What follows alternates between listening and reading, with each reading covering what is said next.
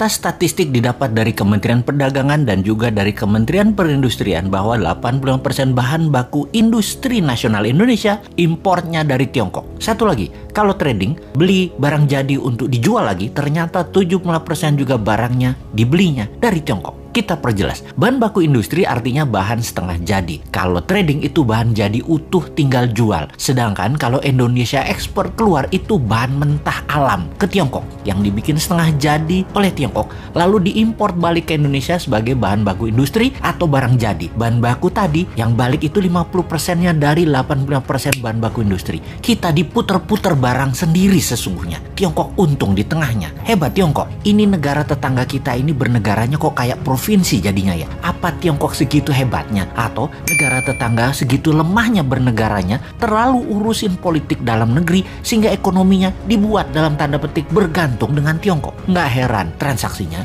pakai yuan. Baru ngeh saya juga. Multi currency atau mata uang yang berlaku di banyak negara seperti yen, dolar, dan euro memang tidak diperlukan kalau kayak gitu. Ya itulah kenapa istilah provinsi itu muncul. Timur-timur nih, kalau Newman yang pegang mandat, 90% kebutuhan negaranya tergantung rupiah dan barang dari Indonesia. Jadi tanpa perlu diintegrasi penyatuan kembali Timur Timur ke wilayah Indonesia, ya Timur Timur sudah jadi provinsi lagi. Sama seperti Gajah Mada menyatukan Nusantara juga bukan pakai military approach, tetapi pakai economic approach, pakai emasnya Majapahit. Atau istilah ini adalah semua dalam buku Akademi Militer, namanya kolonialisasi 5.0, seperti yang dilakukan oleh Tiongkok. Kolonialisasi 5.0 pakai yuannya Tiongkok. Itu adalah economic approach. Negara tetangga itu jadinya ya kalah diplomasi, kalah strategi, kalah ekonomi, puncaknya ya kalah kedaulatan. Hal ini tanpa perlu menurunkan bendera merah putih diganti dengan merah bintangnya, ya sudah takluk jadi provinsi juga. Jadi apa kata Beijing deh seakan-akan. Tapi sekali lagi,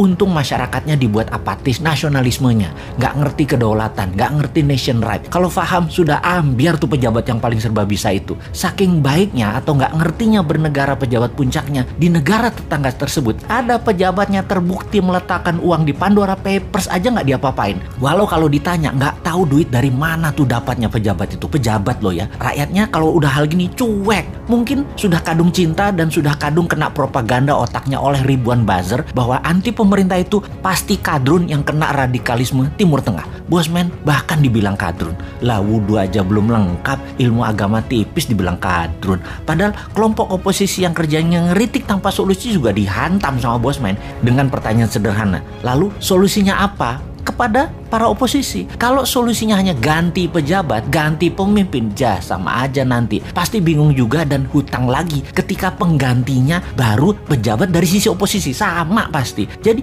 bagaimana mengembalikan kedaulatan bernegara tanpa bergantung kepada satu negara yang saat ini menjadikan negara tetangga provinsinya Tiongkok. Secara terselubung, ya terus dibungkus rapih dengan kebinekaan saat ini. Sahabat, buka pikiran putra-putri bangsa Indonesia dengan melihat dunia. Mereka kita buat tinggal di Eropa, tinggal di Amerika Utara, tinggal di Amerika Selatan, di Asia dan negara Asia Timur. 5 tahun pertama minimum mereka tinggal 2 tahun untuk ambil kursus apa saja. Juga ambil ilmu kekinian di berbagai belahan dunia. Kirim 10 juta putra-putri terbaik untuk mendapatkan ilmu, mendapatkan jaringan dan pengalaman hidup di berbagai negara yang ekonominya lebih maju dari Indonesia. Di tanah air, sekolah ubah kurikulumnya. Bukan 6 tahun SD, 3 tahun SMP, 3 tahun SMA, total 12 tahun, tapi ubah hanya 10 tahun. Nggak ada yang namanya SD, SMP, SMA. Yang ada hanya sekolah pratama atau primary school, kemudian sekolah kejuruan, universitas, sekolah tinggi, akademi militer, kepolisian, dan lain sebagainya. Selesai sekolah pratama, maka ada wajib militer 2 tahun. Secara teknis,